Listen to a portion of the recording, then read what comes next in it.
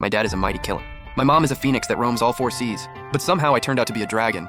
My dad thought my mom cheated with the dragon next door. He chased her down and fought her for 7 days and 7 nights, but my mom still wouldn't admit it. So mad, my dad went back to his parents' place, and my mom went down to the mortal world to live her best life, I guess, and forgot me in a cave. How do I know? Well, my eggshell was still stuck to my face. It was all slimy, and I had to claw it off bit by bit.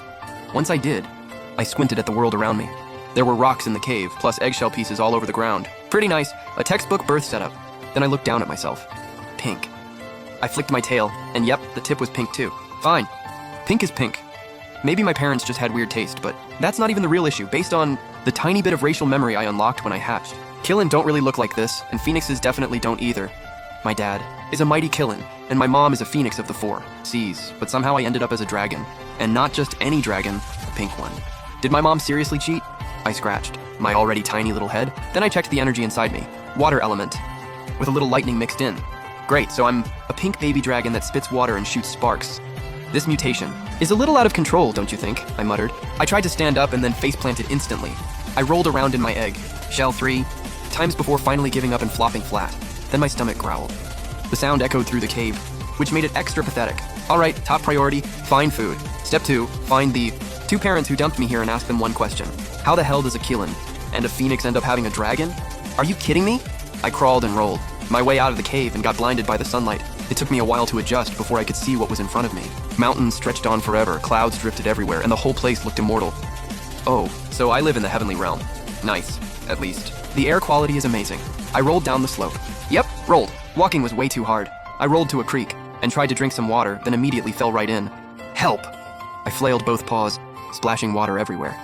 Then a white blur shot out of the woods and stopped by the bank. It was a white tiger cub, about twice my size.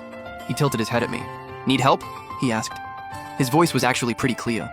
Yes, I paddled like crazy. The white tiger reached out a paw, pulled me out of the water, and shook the droplets off his fur. Most of them hit me in the face. New here, he looked me over. Oh, whose kid are you?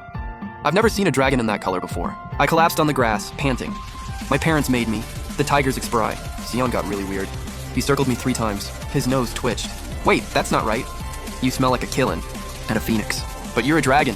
That's kind of a long stout. Right, I said honestly. Could I get something to eat first? I'm starving. The tiger went silent for a second, then turned and left. I slumped there, thinking the heavenly realm was cold as hell. But half a quarter hour later, he came back with a crane in his mouth. The crane was still flapping. The white tiger tossed it in front of me.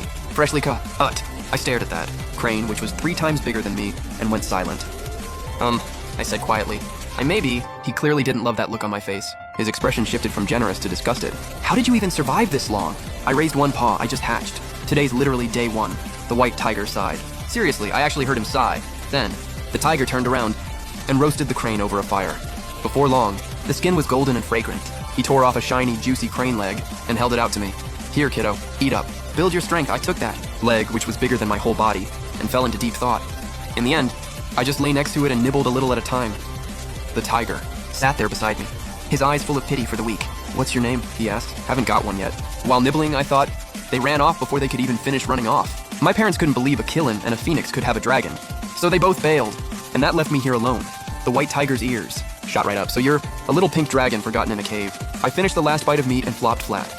Please call me the Heavenly Realm's left behind kid. Thanks. The tiger stared at me for a long time, and then he suddenly stood up and howled at the sky.